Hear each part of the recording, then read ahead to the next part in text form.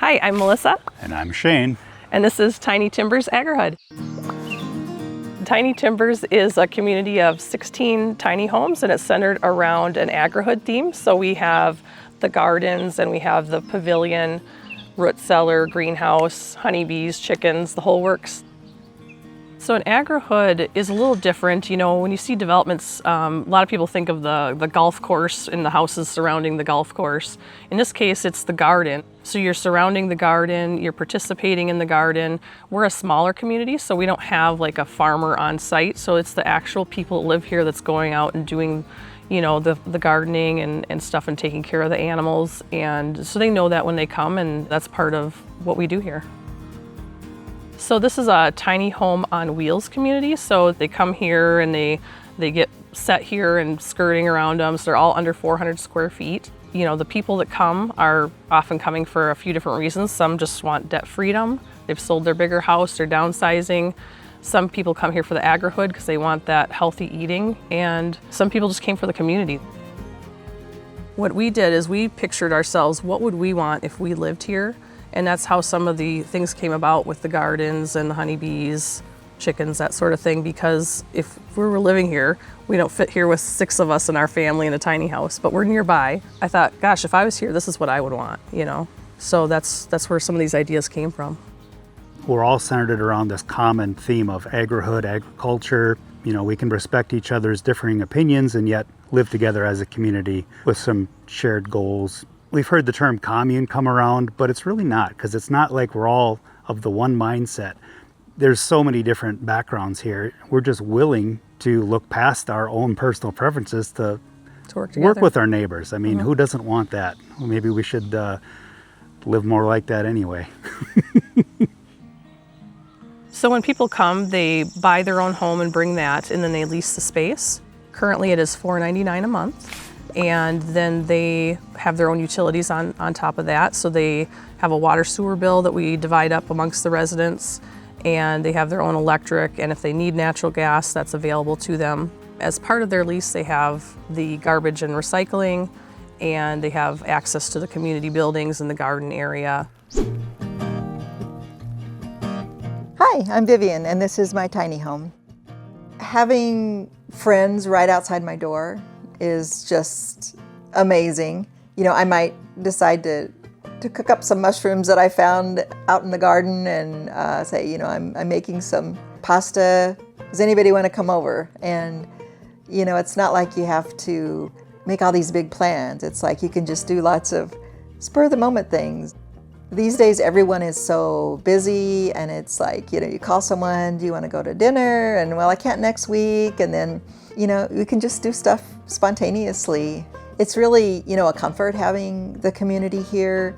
You know, just the friendships and the learning that we do from each other. You know, we just all benefit from each other's knowledge, and it's really fun.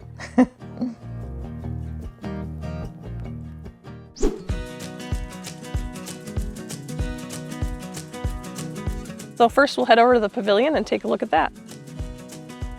The pavilion is 22 by 32, and we have solar on the top to feed some of the community lights and outlets and such. And they have birthday parties out here, Friendsgiving dinner, and it's a place they can have a monthly meeting and just have potluck dinners and stuff like that. So in here we have our grill, we have a couple stovetop burners, fridge and sink, and then a big workspace here, as well as we have a table for seating. The pavilion is screened in. We also have roll down sides so they can enjoy it further along in the fall and earlier in the spring. Out here we have a smoker and a solar cooker, and then on this side we have the fire pit, which the residents get a lot of use out of on summer nights.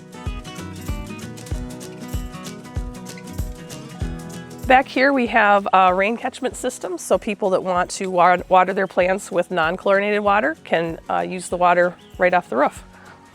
And over here is our greenhouse. Inside the greenhouse, they have plenty of space for seed starting. We have a fallback hydrant in here for water that can be used year-round.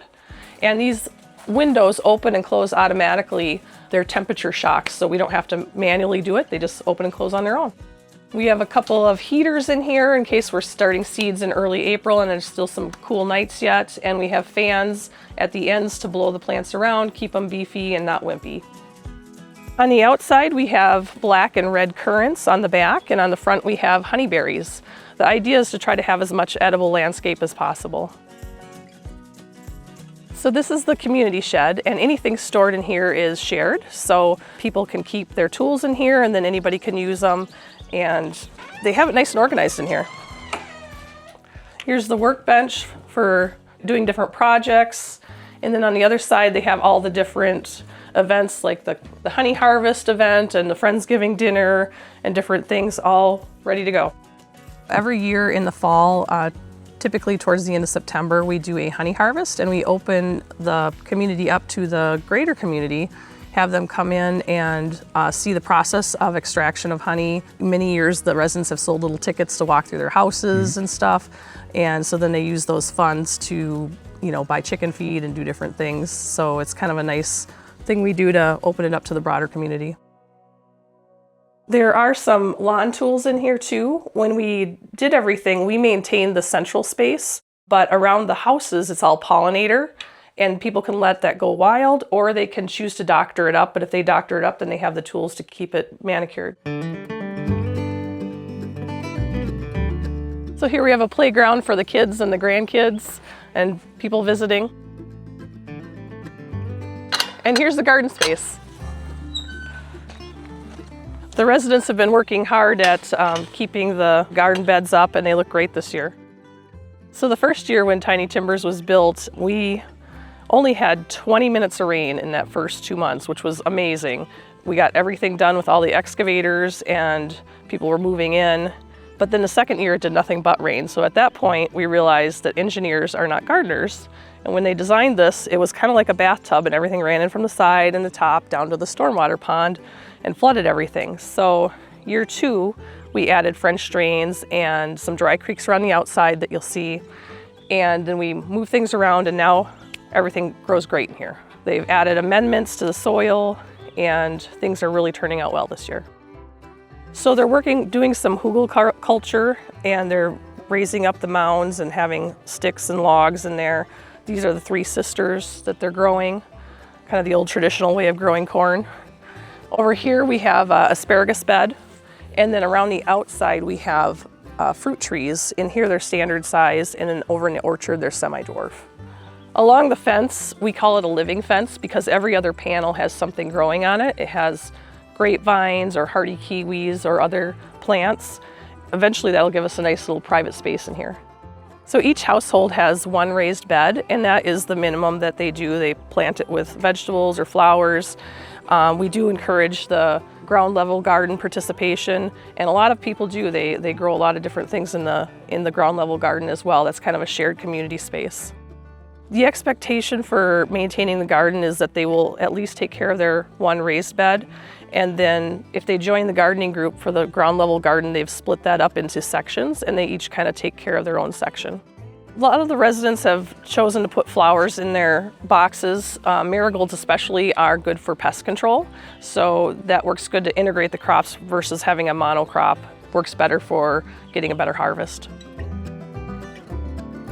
So here in the pergola area, this originally is where the blueberries were, and every time it rained, the water came down and they sat in water, a foot of water for days.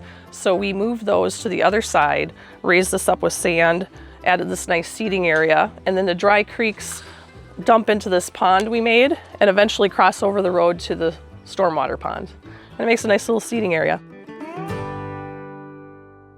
When we picked up this property back in 2017, we had bought it just to be an investment property. And then over the years, we started using it and sort of fell in love with it. Got a little tiny cabin, and we'd take the kids out there, and we'd have a lot of fun with that. And so started thinking about that tiny space and how much fun we had, and just started thinking about what if there was a community of tiny homes in a space and all doing things we kind of enjoy together. We didn't want to get too deep into it before we talked to the city just to see if it was even something they would consider. Surprisingly, they were open to the idea, which is highly unusual. They were willing to put the proper zoning in place to even allow for a community like this. So once everything was in place, we were able to present the community and it was unanimously approved. Once we had a plan in place, then I started getting to work on outbuildings, the root cellar, fencing, and then over the last couple of years we've just been poking away at little stuff as we saw it. We got approved in August of 22, and so we started working with the engineers at that point and got everything through the engineers and stamped off in, I want to say it was March of the 23. So then they had to order all the parts and stuff for the water sewer. They broke ground the end of April, and 60 days later people were moving in. A project like this does take a lot of financial commitment. The city sewer water is the most expensive part. They are saying nowadays it's about $500 a foot to put that in. So when you're talking about doing that plus the buildings here and everything, it is a 7-figure project. All right, let's go take a look at our root cellar. The root cellar is a place for us to store the harvest from the garden, the crops, the root vegetables, apples. It's a cooler place, doesn't need electricity, uses the earth's temperature. So we try to keep it essentially around 50, 55 degrees. It does get a little warmer than that, we found, but it is a cool space and it doubles as a storm shelter. If nasty weather did come through, the residents could pile in here, and it's 8 inches of concrete, goes about 30 feet deep into the hillside, and it's got a 12-inch thick concrete lid, so it's a very safe, fortified building here. We wanted to decorate the look, so we used a sawmill just north of here, and they have a big circular saw, so we have the rough sawn lumber that we decorated the outside with. We built this door. Obviously, it didn't dry out the wood enough, and it did gap out on us, but we hand forged the hinges for this door and the handle as well. As we step inside, we monitor the temperature of the greenhouse inside, so it's 60 degrees inside the root cellar right now. We've got the fencer for the bee yard that we also keep in here out of the weather. We've got some lights. These nice lantern lights are just a nice look. We've insulated this entry space in case some vegetables or fruit didn't need quite as cool of a spot. And we can control the ventilation with dampers on our airflow. So let me open this up. The main root cellar is about 22 feet deep, probably about 13 feet wide. We've got the arched ceiling, like the school bus ceiling on here, with the thought that if there was excessive humidity in here, the condensation would run to the walls and down. It wouldn't just rain on top of everything in here. The temperature in the winter does get down into the mid-30s if we want it to, by opening the vents in the back a little bit and letting that cold air drop in. Each resident has a section of this shelving, so they get about half of a shelf, top to bottom, that they can put whatever they want in there. Some people store just some things out of their house that they don't want to freeze, but we also keep the eggs in here. As you can see, we have plenty of eggs. These are all full of eggs, and there's an egg committee, a chicken committee that brings the eggs in on a daily basis and takes care of the birds. So the community has a monthly meeting, and then they have subgroups. So some of the residents sign up for the garden committee, or the chickens, they call themselves the chicken tenders. And they are signed up for that group, and then they take care of the chickens. That person has 1 week where they take care of them, feeds them, waters them, and then they're off for 10 weeks because it's somebody else's turn. So everybody kind of finds a spot of something to do here, and that way, many hands make for light work. And if somebody's pitching an idea, they'll do it at, let's say, a monthly meeting, and they'll say, this is what we'd like to do.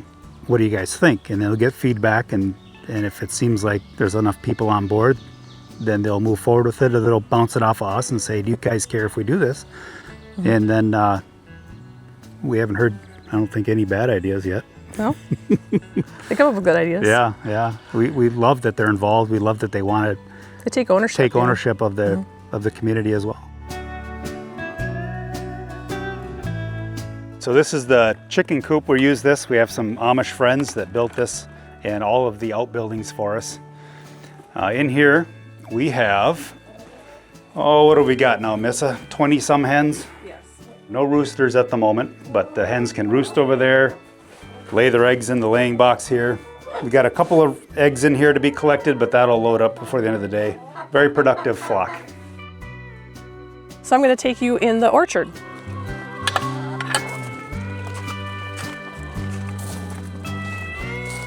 The chickens free range in the orchard. They think we have a treat for them, so they're coming around. But we have about 25 trees in here. These are all semi-dwarf. There's pear, apple, plum, and cherry. And the chickens are in here free ranging, and they have a reciprocal relationship. They leave their manure for the trees, and then they go after the bugs that are generally going after your apples. So it works out good. So in here we planted a pasture poultry mix, which is a mix of several different grains and flours that the chickens like to eat to keep down on their feed cost, so they can eat right off of what it's growing naturally here. So right now the trees are only a couple years old, but surprisingly they are already generating some fruit. Just a little bit at this point, enough for, each resident to have some, but eventually we will have so much we will end up probably selling or donating to the local food shelf. So part of living in a tiny home is your outdoors become an extension of your indoors. So there's a lot that you end up doing outside. And being in Wisconsin, we have long winters. So we're always trying to think of things you can do in the winter outside. So we do have a trail groomer that Shane pulls behind the snowmobile in the winter to make cross-country ski paths and snowshoeing trails. And then we have the stormwater pond here, which we have a handheld Zamboni for that the residents can ice skate on in the winter. So we wanted to make a good habitat for bees and pollinators. So we knew bees were going to be part of this from the get-go. So we spent quite a bit of money getting a wildflower mix going on the hillside and around the different houses. The bees produce an insane amount of honey here. I mean, they've got everything they need 10 feet out their front door. So here we have the honeybees, and there are 4 hives currently. They used to be up on the other hillside. However, sometimes when you're messing with them and checking on them, they can get a little feisty, so we put them a little bit further back so they'll leave everybody alone and just do their normal pollination thing, and they produce a lot of honey here. So these bees are likely from one of those 3 hive boxes. And this time of year, the bees are, the queen's laying lots of eggs and the colony is expanding at a pretty fast rate. And so you've got to stay up on adding boxes. And sometimes even when you do the best you can, the colony for some reason feels the need to swarm to find a new home. And so in here is the queen, probably from one of those 3, and she takes the oldest half of the colony. They scout out for new locations, and then she'll take the oldest half and then come cluster in a tree that's nearby. And then scout bees are out looking for a new home, and when they come back and get everyone excited about the new home, then they'll all pick up and fly away. And it usually happens, I would say, within a couple of hours of them leaving, and then they'll be gone here soon if we don't address this. The old colony that's left, the younger bees, they'll grow a new queen, and she'll start laying eggs and take over. So what we want to do here is try to shake the queen and as many bees as we can into that box, and then we'll let it sit open for a while and hope the rest of the bees follow in. Then we'll move that box right over there and add a new colony to the apiary. And 3, 2, 1.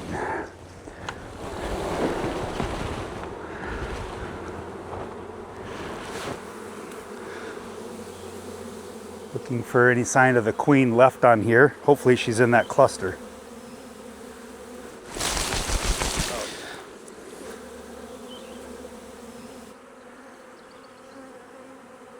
There you go.